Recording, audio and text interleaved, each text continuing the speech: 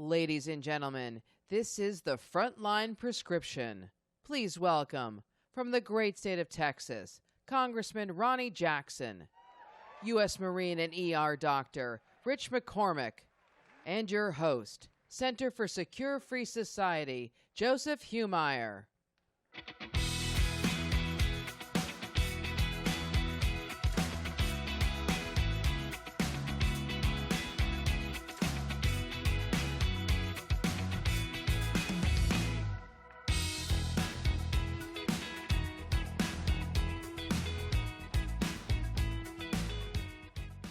What's up, Dallas? It's great to be in Texas, and it's especially great to be at CPAC. It's a special privilege to share the stage with these two outstanding leaders who are not only veterans of the U.S. Armed Forces, Navy, Marine Corps, hoorah, but they're also physicians that have literally saved lives. So I think we need to begin by giving them a round of applause to both of you for your service in both uniforms and scrubs. So here's the deal. I want to get you guys involved because we got a serious situation. We're going to a place that both of you know, been before. We're going to the emergency room. Here's the deal. We're in the emergency room, and we have a patient in critical condition. And we only have 20 minutes to save her. After 20 minutes, you all, the audience, are going to let us know if we have saved this patient. The patient is the United States of America. And she's been through quite a lot in the last couple years. Her caretaker, let's give him a name. Let's just say he's called Brandon. Brandon has somehow managed to let all the world's problems manifest at the same time. And here's the diagnosis. Our patient, America, has a constant migraine that comes in the form of a reinvigorated Islamic Republic of Iran, who is not only determined to get a nuclear bomb, they're telling us that they will turn New York City into ruins once they have it. But that's not it. Our patient also has cancer that comes in the form of a former KGB agent who thinks the Cold War never ended and has brutally and viciously invaded a sovereign nation in an effort to reestablish the Russian Empire. But it gets worse. Our patient has also been infected with the virus. You know what virus I'm talking about. It's called the China virus. And it's not just COVID-19, but a virus from Beijing that is actively infiltrating and subverting America by buying more than 350,000 acres of American farmland and installing Huawei cell towers near U.S. military bases throughout the Midwest, no doubt as a deterrent to a forthcoming invasion of Taiwan. But there's also one more thing. Our beloved America, our beloved patient, has an open wound. She's bleeding, and it's bad. The wound is on the U.S. southern border, which is beyond a crisis. It's a catastrophe, with a record-setting 1.7 million encounters and apprehensions in 2021 alone, the highest ever in recorded history, and is literally stealing our national sovereignty.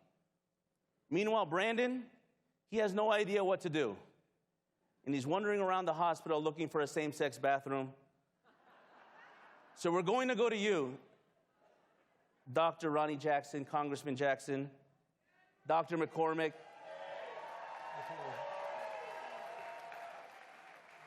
Congressman Jackson, what do we do?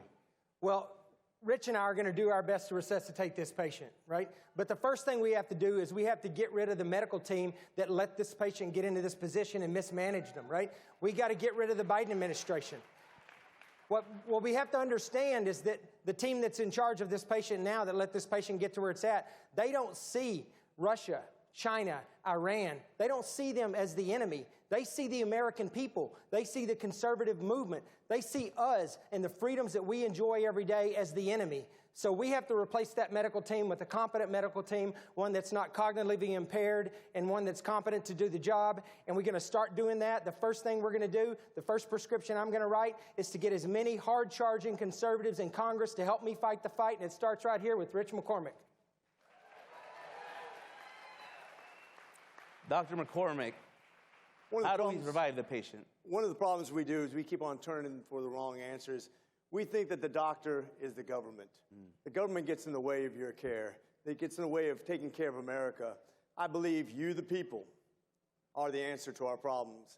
I believe that empowering the people over the government, this is a Reagan-esque type of idea that we are the answer to our own problems. If we get the government out of the way, if we stop treating with the wrong antibiotics, stop treating with the vaccination, when we start treating with things that don't work and start treating with the things that do work, let the human body do its thing, which is empower the people to get healthy again. Well, we're well on our way in 2022 to help revive our patient. But I got more bad news. We found blood clots. We found several blood clots in the arms and legs of our patient, and they're in the veins of what is called Venezuela and the Bolivarian Revolution, that along with Cuba, Bolivia, and now other countries in Central and South America are going Marxist. They're going full communist, and they're beginning to create crises that's flooding our U.S. southern border. Tomorrow, in Colombia, which is one of the top U.S. partners in the entire hemisphere, tomorrow a Marxist former terrorist leader will be inaugurated as president of that country. 1 week later, Colombia's neighbor, Venezuela, is going to host the largest Russian army games in its history, what Russia calls the War Olympics, inside Venezuela, where the special operation teams of Russia, Iran, China, and 13 other countries will, for the first time in history, be training together in the Western Hemisphere. So what does that mean? What does that mean for us as Americans? That means we are losing our neighborhood. We are losing Latin America. Congressman, Doctor, how do we reverse this trend? This is, we have problems all throughout the world, but nothing might affect us more than our own neighborhood where we live. Well, the first thing we got to understand is that the rest of the world sees incredible weakness right now in the United States, and that's a shame, but I've seen it firsthand. I'm on foreign affairs, I'm on armed services, I've traveled a lot just since I've been in Congress, traveled much more before I got into Congress, but I just got back from the Munich Security Summit not too long ago. Then I went on an Indo-Pacific tour with some members of the Senate, and the first thing I noticed was that our allies do not believe in us anymore. They do not believe that if push comes to shove that we will be there to support them. And it started, obviously, state the obvious, it started in Afghanistan with the debacle there. It was a huge embarrassment for our country, and we didn't recover from it. And it continues to get worse and worse every time our president, President Biden, gets up on stage and embarrasses the country. And I think that, we first off, we have to regain some of that back. We have to get the confidence back, and our allies have to believe in us. The other thing that's terrifying right now, and it's happening on our southern border, but it's happening all over this country, and it involves Iran and China and Russia and everything else, is our adversaries, they don't fear us anymore. They literally see this administration as a window of opportunity to get as much as they can possibly get from us before Joe Biden is no longer in office. And so that's happening on our southern border as well. And you talked about these Marxist, these Marxist governments that are forming. And I will tell you right now, we got a big problem here. We have Marxists in our Congress right now. The far left, Tlaib, Omar, Presley, Cori Bush, AOC. These people have a Marxist communist ideology, and they are controlling our government right now. They are dictating what's happening in the White House every single day. And so we have to police ourselves. We have to get rid of these people. We have to elect some good, strong, hard-charging conservatives that can overcome the influence that they have right now. We got to get the House back. We got to get the Senate back, and we got to get the White House back to save this country.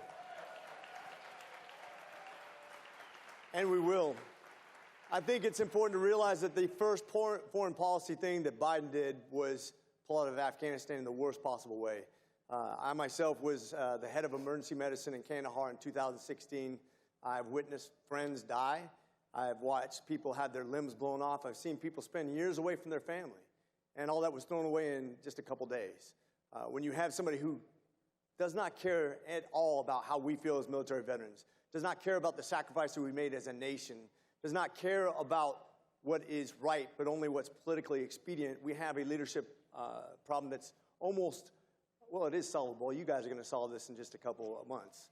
And I'm really excited about that. And we are going to take back the House, by the way. And this is a record number of veterans running this year. And I think if you know one thing about veterans, you know that they've done something in their life that wasn't about themselves, something that was for something bigger than themselves. And I thank God for those brothers and sisters. I want to pivot back to the border a bit because I think we're here in Texas. And so I spent some time on another border, the Colombia-Venezuela border. This is the most dangerous border in the Western Hemisphere. And our border is heading in this direction. It started with mass migration. More than 6 million Venezuelans have left that country since 2014, over-flooded that border. That went into a conflict of irregular illicit actors, drug cartels, narco-terrorists fighting amongst each other for control of territory, creating unprecedented levels of violence on the border. But I was at that border last year, and what I saw was Russian drones, Iranian mercenaries, Chinese satellites. That border has become the epicenter of a great power conflict that's manifesting itself in other parts of the world.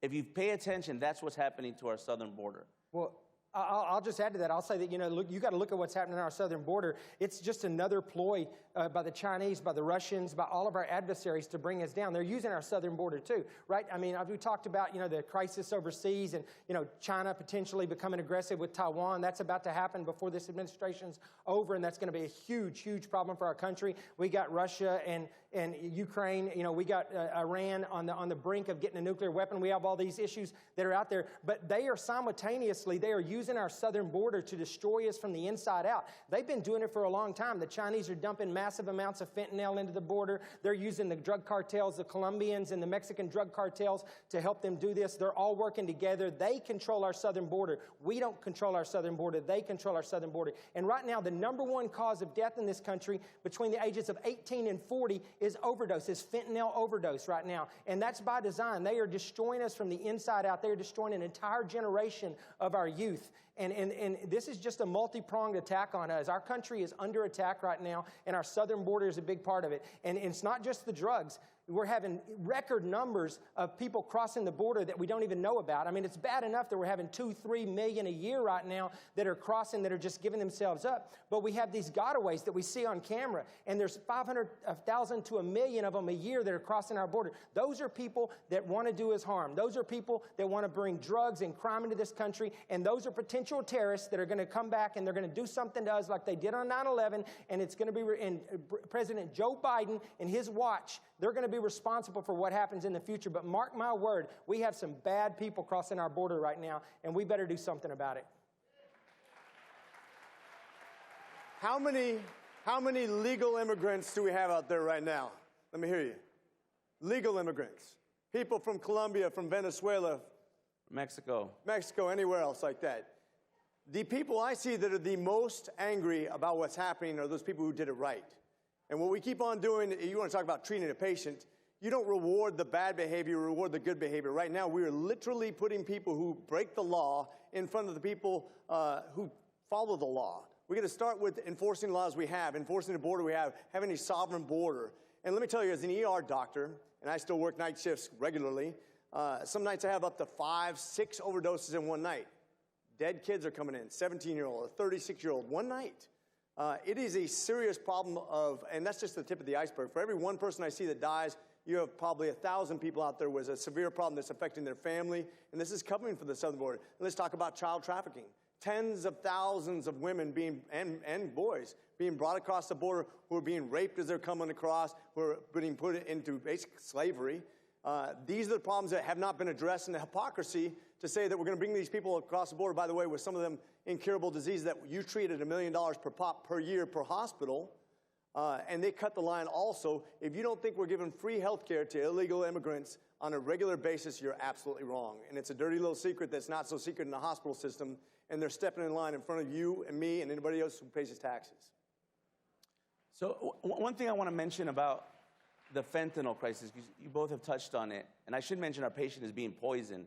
because that's actually more than just overdoses, right? Because there's cases of people that take fentanyl for the first time, and then they're pretty much almost dead, or they go to the ER, or some cases they die. And that's not an overdose. That's essentially just basically you eliminated the gateway drug. How bad is the fentanyl crisis here in the United States? You guys are in the hospitals, or at least, Rich, you're still working in the ER. Are you seeing this on a daily basis? On a daily basis, multiple overdoses. We are seeing a record number last year of fentanyl overdoses. So over 70% of the people who are dying are from fentanyl directly. It takes less than you can even see to really kill you. You're seeing police officers who accidentally get exposed to it, who go into arrest, who we have to give Narcan to. It's affecting the whole culture of the United States. Look, we're going through the 70s all over again, folks. You're seeing it, the beards, the long hair, the opioid overdoses, runaway energy costs, proxy war with Russia, hatred of the military, hatred of the police. There is no doubt in my life that this is the time to act right now. We take back Congress in record numbers, and we put it right where there's wrong right now. Congressman Jackson, you've been in the White House a long time. You've seen many presidents. You've seen many presidents go through all kinds of stress. Have you seen a situation, I know you're not in the White House today, right. You can't make a diagnosis, but just from your experience, do you see anything that worries you in terms of how the president's being emitted on television, in speeches, and the few times that he does appear publicly, because frankly he doesn't do it that often?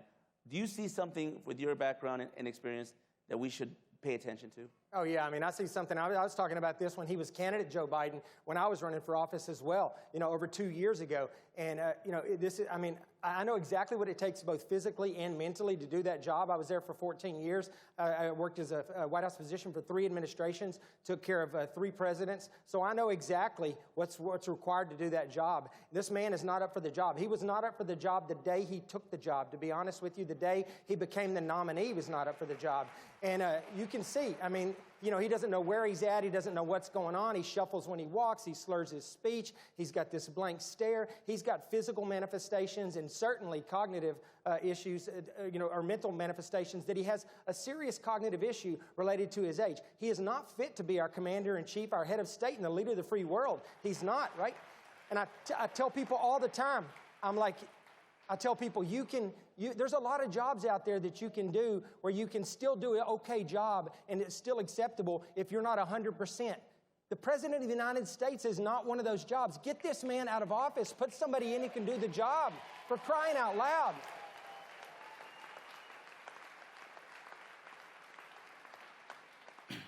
So we only have a couple minutes left. The good news is our patient's going to survive. Our patient's it's going to be a recovery. It's going to take a few months, and it actually might take a couple years before she's back on her feet. But here's the news. The current leadership that we have in the White House and in the United States, in Congress and other places, is emitting the largest sign of weakness that I've ever seen in my history. And we're not the only ones paying attention. The world is watching. Russia invaded Ukraine because they knew that nothing would happen. China is pretty much telegraphing that they're going to invade Taiwan. Venezuela is weaponizing migration and collapsing all the borders up into the U.S. southern border. In the remaining time that we have, we know our patient is going to survive. What do we need to change in 2024 once we have a new Congress and a new President of the United States? Well, I'll tell you, Joe, the reason our patient's going to survive is we just got news that we're getting a new head physician. It's going to be Donald J. Trump. He's showing up at the head of the bed. He's going to have an army of competent doctors and nurses that are going to be at his side taking care of this patient. We're going to resuscitate this patient, I promise you. We're going to get them back, and they're going to be stronger than ever. But the first thing we have to do is we have to get leadership in the White House. We need somebody that our adversaries are going to fear. And we haven't had anybody since we had Donald J. Trump in office that they feared. They knew if they crossed the line, there were going to be consequences. We have to have that back. We cannot be the leader of the free world anymore unless we have good, strong leadership, unless we carry a big stick. And that's why we need our president back. That's why we need Donald J. Trump back in office. And I'll add one more thing. We were Marines, we were Navy, and I'll tell you one of the things that they're doing is emasculating our military the same way they do our schools and our businesses right now. We have to win back the military fight. We need to bring up warriors to put death down range, to destroy bad places. That's what we're about. The CRT that I grew up with was the combat readiness test. That's the only CRT that matters, and that's what we get back to. Absolutely. What do you think, Dallas? Are we on our way? By a round of applause, are we on our way to saving our patient? Are we on our way to saving America? And are we on our way to reviving the greatness of the United States? God bless you. Thank you, Dallas. Great to be with you. We're going to get our country back, I promise.